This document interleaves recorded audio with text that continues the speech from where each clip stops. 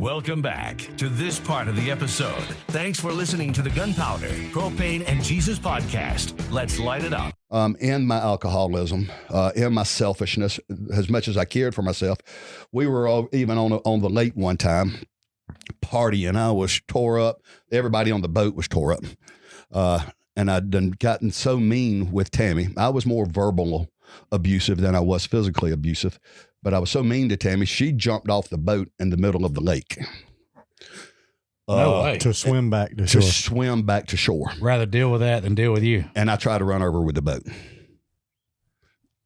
Technically, did I really try? Because if I tried, she'd have been ran over. But I was, we was, wow. The boat was getting awful close to her. Let's just put it like that. So Tammy, in a bikini, gets out of Lake Greenwood, walks, I'm going to give you a point of reference.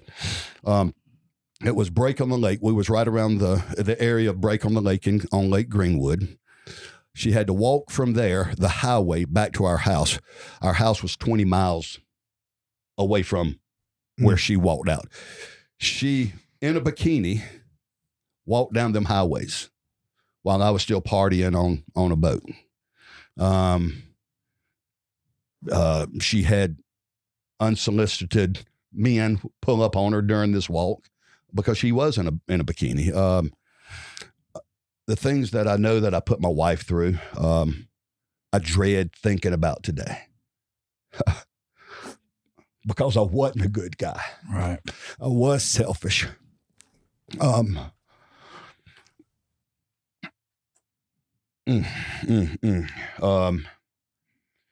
So Tammy told me for a long time during my alcoholism, she said, Ken, you got a problem. You got a problem.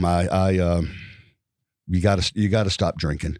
This marriage is not going to make it if you don't stop drinking. She had her friends in her ear. You got to leave him. You got to leave him. She had family in her ears. You got to leave him. You got to leave him. But her testimony says, she says God told her to stay. She said, stay. And this is what you vowed to me. So God, Tammy kept her vow. Tammy kept her vow to God through better or worse. And my life was steadily spiraling out of control, into the worse. And she stayed around. John, give me a moment here. You help me, lead me in a direction. So I know you were talking about having a mixed family. Yep. Blended family, and how her ex and your ex lived by different rules when they had the kids. How did that affect your girls and her kids, and then how much did your alcohol affect all of this? What drove you to be like so disciplinarian? Like, give us some background in that. Well, the disciplinarian side came from the way I was raised. What you knew. And that's what I knew. I knew how to whip. Yeah. And everything. Mine was always on the butt. Yeah. Even though I said I didn't abuse my children, they knew they were getting a whipping. Now, is that what you got when you were from your dad? I got whippings on the butt, but I've had black eyes and black everything else along with it. Yeah. And my mama got beat. I mean, she got beat. But the with a blended family, it's hard. Any family out there that's going through a marriage crisis or and you think the divorce is the answer, it's not the answer. It's easier to get in line with God. Figure out where God wants you. And I know that's easier said. I know that's easier said than repeat that for me, what you just said. Anyone that's anybody that's having hard times in their marriages. It's easier to align with God than to go through a divorce. Because whenever you start bringing exes into play, whenever you start bringing, child support into play, whenever you start bringing visitation into play, it's hard. It brings a whole different trajectory to a relationship. So Tammy and I Tammy had a boy and a girl, Ashley and Courtney, and I had 2 girls, Heather and Amber. Ashley and Courtney's dad, Tammy's ex, had no boundaries, didn't have any rules. Let them do whatever. They could do whatever they want to. Yeah. Go get whatever you want. And I think that was more based off of because Tammy and I were just starting out. We didn't have the money. His daddy was well off. Well off. There you go. Thank you. And it just felt like every time we turned around, money, he could throw money at them. He could throw fun. He could throw parties and allowed them. At a very young age, I can remember Courtney having a party at 14 years old and dressed inappropriately for a young girl 14, that age, for a 14-year-old. So they wanted to be with Dad because they wanted Dad was the fun. This was the fun, the fun lifestyle. Gotcha. And my 2 kids, Heather and Amber, their mama barely got them. She might have got them 3 times a year. She just didn't want to be a part of it, or just she had her own life. Gotcha. She had her own life.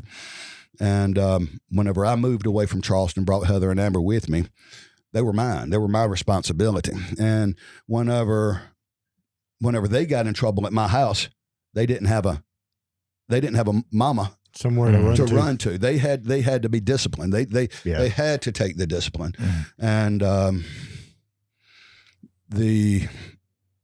so it was kind of awkwardness because Courtney and Ashley didn't come back to my house as long as discipline was under my roof. When it all cleared up, they didn't mind coming back. Again. They visited again.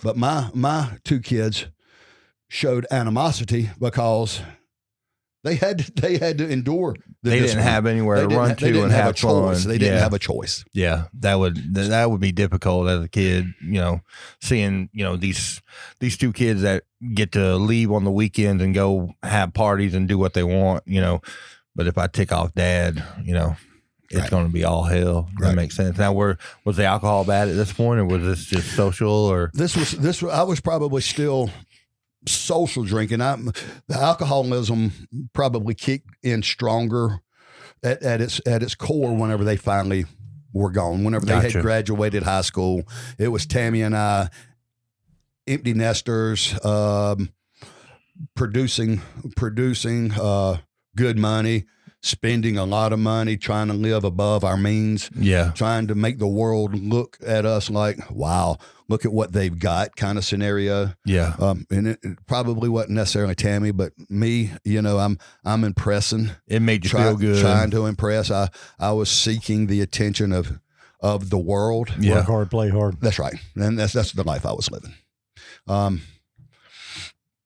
And I didn't know this, but I thought Izzy was you and Tammy's baby. I didn't know that she's your granddaughter. Izzy is my grandchild. We adopted her at 3 days old. My youngest daughter was in a relationship that wasn't healthy. And I think Izzy was God ordained for me and Tammy. I don't know where Izzy would have been today if we didn't have the ability to pick her up. I don't know where Tammy and I would be today. Izzy helped y'all. We needed Izzy. My marriage needed Isabella. Oh Lord, I don't know if I need her no more, but no, I do. I do need Isabella. Izzy's 13. Izzy's 13. She knows her cheerleading, and I love her. Yeah, she's my girl. She is my girl. She is a Pappy's girl. She calls me Pappy, and Tammy is Mimi. It's funny. We were coming out of church Wednesday night, and she come out of the church and saw what she thought was your truck, because I just took your truck over, and I hit the button and cranked it up, and she runs up there to open the door and it won't up, and then she's trying to look in the windows. I said, "Why are you trying to get in my truck?" She said, "Oh my gosh, I forgot." So what was your come to Jesus moment? That's what we need to get to. You said you were at this point where a girl in your youth ministry broke you. You started. This is where you kind of like, just started drinking crazy, you got back into a church and you saw these people. They were rich. They were just doing whatever. You invited them to church. Then on the weekends you were out drinking and all that. No, it wasn't the weekends. It was all day. When I befriended them, when we befriended them, it was 7 days a week. It was 7 days a week. Hard. Now we partied hard. Was the camper wreck? Was that come to Jesus moment? Like no. That was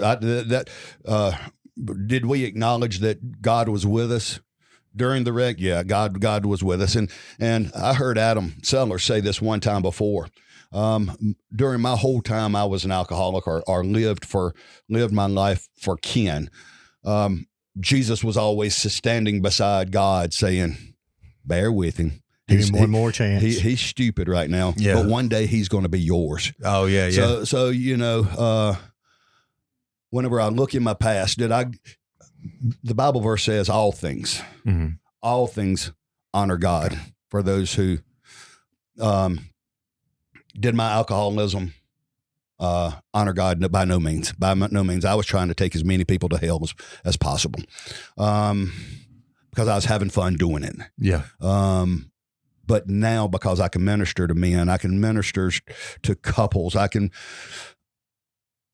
because of my addiction, I've got a story, and I can help men get through, or maybe not even go to the extreme that I went through. I can help. Right. So I think that's my purpose for God, with God, is to be a helper, to be a servant for him. And that's the way I've seen my life since going to God. But my God moment was, January 31st, January 31st, 1998, my sister-in-law was getting married. She was at a venue in McCormick. That whole day I was drinking. I was drunk off my tail the whole day, but I knew I had to get home to pick Tammy and Isabella up to go to this wedding. Well, I get home and I'm drunk, and I'm still drinking. And Tammy says, I'm not getting in the car with you. I'm not getting in the car. Now, my truck that I drove, it drove straight by itself. It wasn't a self-driving truck, but it was, I could always put my departure. It stayed in the center. I never had a problem. I never got in trouble with the law because of alcohol. It just thank God, he didn't make me go that route. And I should have, but that truck always drove straight whenever I was drinking. So I was drunk. We was going to my sister-in-law's wedding, get home. And I said, it's time to go. Let's go. Tammy said, I'm not getting in the truck with you. I'm going to have somebody come pick me up. I'm not getting in that truck. I'll meet you there. Well, she has her dad. I forget even who she had, but her dad lived in the same neighborhood that we did. So I assumed that it was him, picked her up and went to the wedding. I showed up to the wedding with my bottle in my hand, embarrassing everybody in my family, because I was loud, boisterous, obnoxious, had to be seen. And around 1:30 that night, I went back up to Tammy the next morning. So that this is now January 1st, 1:30 a.m. I go up to Tammy. I said, it's time to go home. Let's go. She says, Ken, I'm not getting back in that truck with you. I'm not getting in that truck with you. You're drunk. So I said, oh, I'm going home. Well, I get in the truck, Highway 28, not 28. That was Highway 10 going home, going back to Greenwood from McCormick. My truck's all over the road. This is the one time that I do remember that truck not driving by itself. I look down at my clock. This is vivid. It was 2 a.m. God sits down in the truck with me. And he said, Ken, if this is the way you're going to live your life, I'm taking you out. I heard him. Yeah. He was sitting in the truck with me. And I said, Lord, just let me get home. Just let me get home. Let me get home. And I made it home. The next day, I went to Cornerstone Recovery. Cornerstone was an outpatient treatment facility in Greenwood. I entered into a intensive outpatient treatment. I was there 4 days a week. I do honestly believe I was recovered when God sat down in the truck with me. Mm-hmm. But I had to go through the process. Yeah. I just had to go through the process. But sitting down in that recovery meeting 4 days a week, I was the only one in that group that was not court ordered. Everybody was there because they were in trouble with the law. They done got stopped, DUI, whatever it may be. I was the only one there that's not court ordered. And also, I was the most seasoned one in the room as well. So they were all checking a box, right? That's right. That's right. And so I started feeding into these kids, younger. Not all kids. There were some young adults there, and I started feeding into them. And that's where I started finding my life of servitude. I felt God said, Ken. This wasn't a say God telling Ken, but this was. It feels good to serve and not take. Yeah. Mm-hmm. And this was right at the beginning of COVID. I hired a man to come in and run my business for me. I taught him the business, and at the moment I didn't care if the business failed because I had to work on Ken. I had to figure out who Ken was without a bottle. Yeah. Everything I did, because a bottle was with me at all times. To drink a gallon of vodka a day, you had to drink all day long. And that's what I did. I went to the gym, went to the liquor store, and drank all day. I can't say that I got drunk every day.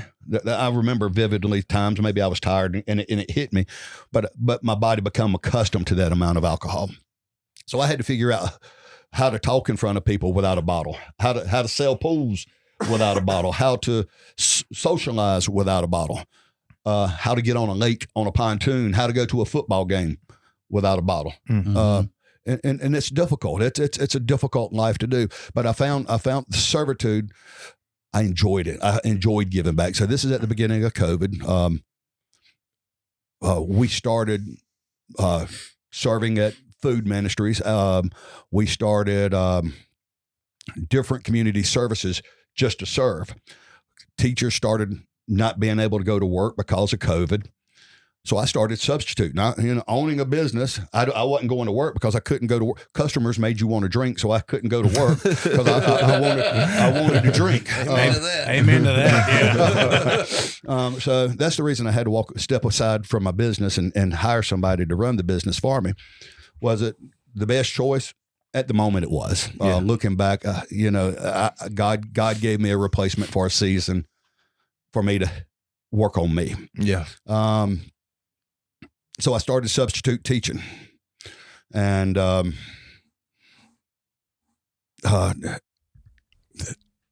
the substitute teaching, I had parents calling me. They knew the parents knew I owned a business. They said, "Ken, are you teaching now?" I said, well, just substitute, just sitting in. Well, my kids want you to be full-time teacher.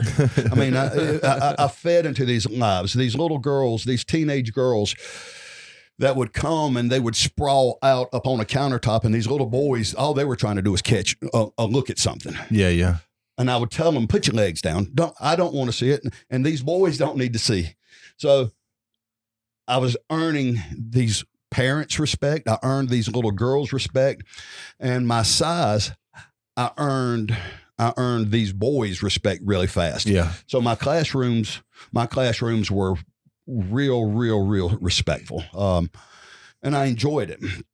I got injured at school one day. I was one of my substitute jobs was weightlifting class, and I loved to weight lift. And I walk into this weightlifting class, and everybody pulls out their cell phone, and I'm like, "What are you doing? We lifting weights today?" And they said, "No, we don't lift weights. This is what we do." I said, "Well, this one day we're going to lift weights. I'm going to teach you how to lift weights." So I put different crews under different benches and barbells, and we were going through the fundamentals of how to lift weights. And these boys were, wow, we've never lifted this. They're in a weightlifting class, but they've never lifted as much as I was lifting because they were lifting properly. At the time, I was repping 525 pounds on a bench. Good Lord. And they said, "Well, how much can you lift?" I go in cold, and I sit down on the bench, and I start stretching with 415. I put another 25 on top. Now I've got all of their attention. Their cell phones are coming out because they are recording me lift all this weight. I've got the 525 on the bar, and I come down, and my chest goes pop, pop, pop, pop. What? I pop every tendon in my pec. So there goes my substitute teaching career. Oh, Lord. No, you can't do this at school. You can't be showing out in front of school. But that, so the same year that I popped my pec, I started continuing to look for who I was without a bottle, and I started watching these videos on the Man of War program. Okay. The Man of War it's based off of the Crucible is what they call it. It's 5 days based off of the Navy SEALs Hell Week. We got Donnie knows. Navy Donnie knows SEAL. what I went through. He's the real deal. I'm just a make believe. You didn't drink no swamp Donnie water, did you? Yes, I did. Yes, I did. He wasn't Navy, you retard. Wait, what were you? He's special. Army. Green But Beret, but yeah. special ops. I mean, you were Pink- special ops. Pink You know Berets, what? yeah. And it was all water training. I mean, we was in a swampy river. I walked away with it with walking pneumonia, ear infections, and you know about that, don't you? That's what derailed Donnie's career. I came back very sick off of that Crucible, very sick. But See, Donnie, Ken kept his mouth closed going through the swamp, man. You were trying to drink it all in. Apparently, yeah. You want to taste that alligator. but what the Man of War did for me was, we live life in fear. Most people don't succeed in life because they're scared to go to the next level, whether it be financial, whether it be career, whether it be I'm just scared to get up and talk to somebody.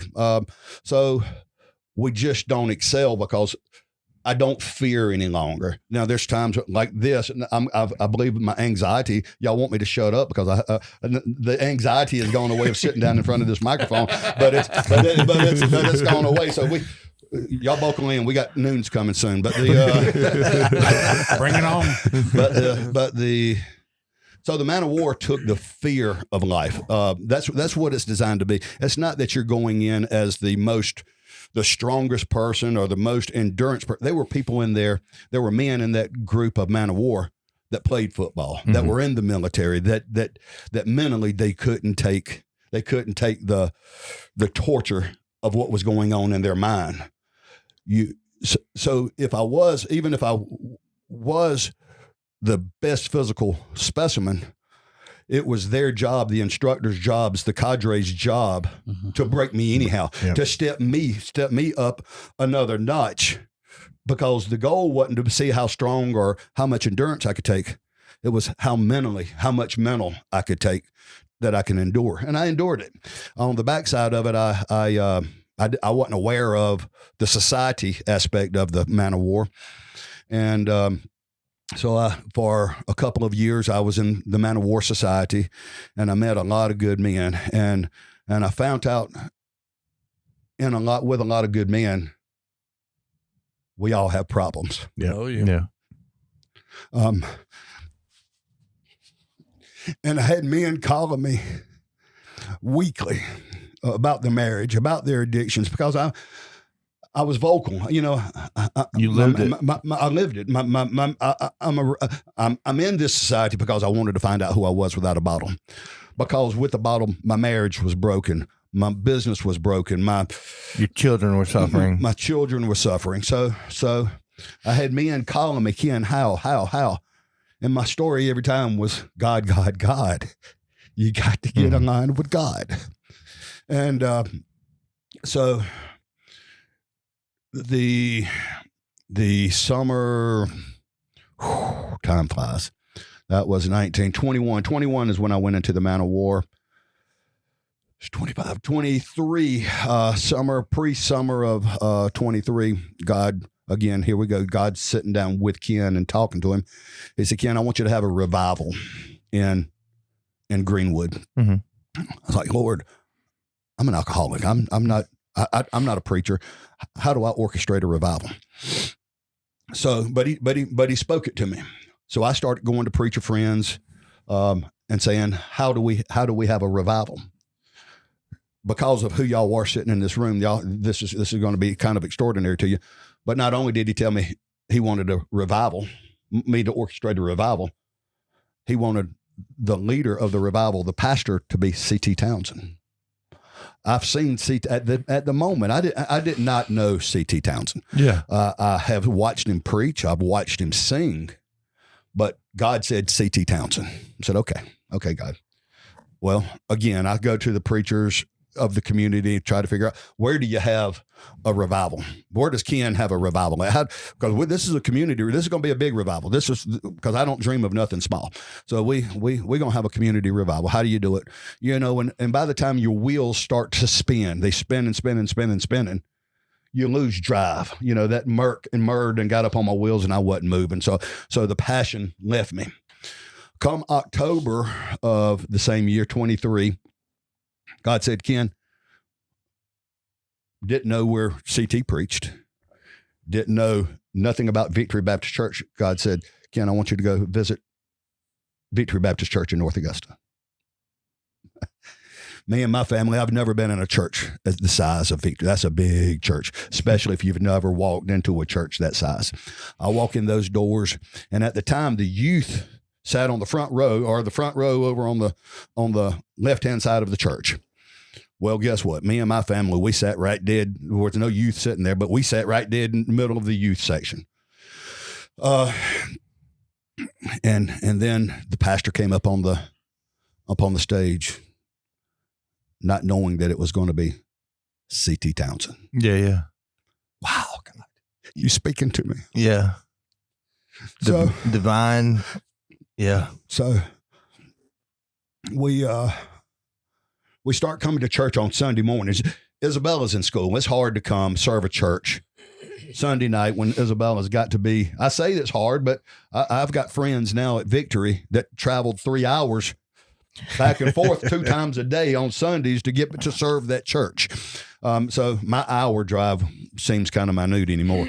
But but we start coming to church on Sunday mornings, and God said, Ken, sell your house. What do you mean sell my house? I want you to move to that area. I said, okay, God. I said, if you're going to sell my house, I want you to, for only way for me to sell my house is you got to sell it for X number, which was, I built the largest in my neighborhood that we built in. And I was asking $300,000 more than anybody else had ever sold for in the neighborhood. So I called a realtor friend of mine. I said, I need to put my house on the market. Okay, I can come talk to you about it. He said, what you want to sell it for? I gave him the number. He said, Ken, we can put the number on it, and then we'll see what happens. If it sells, not we can make adjustments. I said, okay, let's put the number on it. So he came over, did the listing. It went live on a Monday. I had my first showing on a Thursday. On a Friday, I had an offer on the house, $15,000 more than I was asking for it. Dadgum. Unappraised. We want a 30-day closing. Don't need an appraisal. Yeah. Cash. Yeah. God laughed at me and said, Ken, you didn't ask enough. And that's the way, honestly, that's the way I felt. Now, God, during the COVID years, allowed me to build 2 houses on Lake Green. Actually, allowed me to build 4 houses on Lake Greenwood. We sold 2, and I still currently have 2 cottages that we rent on Lake Greenwood. So I was able to sell my house without having a house in this market to go move my family into. So he already provided the transition. So I said, God, now that you sold my house, I need a house down there. And I put numbers on him. I said, God, I need a house that if I'm going to be in an HOA, and I know this is getting drug out, but if it's going to be in an HOA, I've got to be able to park a boat in the driveway. They're going to have way too much control on me if I can't even park a boat in the driveway. I need a 4-car garage because I like toys. I got to put all my toys in the garage. And if it doesn't have a pool, it's got to have enough land I can put a pool behind the house. I already had the pool plans in my backyard or in my phone of the pool that I was going to build. We obtained a realtor down in the Augusta market, and we got to looking. I know we looked at 40 homes. Just not what I chose, not what we wanted. Then we ended up putting a deposit on a piece of land on the river in North Augusta. Started interviewing a builder. I gave him the plans that I wanted, and I could not get a builder to give me numbers on a piece of property. So I called my realtor back. I said, let's go look at houses. I gave him 3 houses that I wanted to look at, and all 3 were in what is it in Montclair? Mount Vintage. We went and looked at 3 houses over there, and then scheduled for a Monday, but over the weekend, a house popped up on Zillow for sale by owner in McCormick. My wife said she'll never live in McCormick. It's just the stigma of Greenwood and McCormick. This the stigma. She said, I'll never live in McCormick. So we look at the 3 houses, the first house in Mount Vintage, and I looked at the realtor. I said, this is enough. I was still going to have to build a garage. I was still going to have to build a swimming pool, but the house was good enough. I was tired. We was ready to move, get down to this market. Went to the second house. No. Went to the third house. No. I said, let's just go ahead and make an offer on this first house and we'll just do what we have to do. Both Tammy and the realtor said, Ken, let's go look at the house in McCormick. We've got the time. So we pulled down this community. The community, as we was pulling down, it looked like the old Charleston, gave me that old Charleston vibe, and we pulled up to this house, long concrete driveway. It was long to me. It was a long concrete driveway, pulled up to the house. House was nice. First thing I did was notice the 3-car bays on the house. We pull on down the driveway. There's a detached 2-car garage in the back. So not only did God give me my 4-car garage that I asked for, he gave me 5. So I jump out. I didn't even go to the house. I jump out and walk to the backyard. I wanted to see the garage. It's a man thing to do. Look at the garage, right? As soon as I got to the backyard, it had a swimming pool in the backyard. The swimming pool matched identically to the pool that was in my phone that I was going to build in my pocket. We walked through the back door of the house, and I'm thinking, and I walk into this house, and it's got 10-foot walnut cabinets from the floor to the ceiling. Beautiful kitchen, huge granite countertops. I walk into the kitchen, into the breakfast room in the kitchen, and it's got the tongue and groove wood, and it almost reminded me of an old church because it had the cathedral ceiling in there. It's like, wow, Lord, wow. Then I walked through the dining room, walked into the living room, walked into the master bedroom, master bath, and I looked at the realtor. I said, "This is it." I said, "I'm not even negotiating. Call the homeowner. We're going to give them what they've asked for. This is our house." So to get back into that long story, not only did God sell my house for more than what I was asking for, he gave me to come down here to this community. He gave my family every bit of what I was asking for out of a home. So we moved down.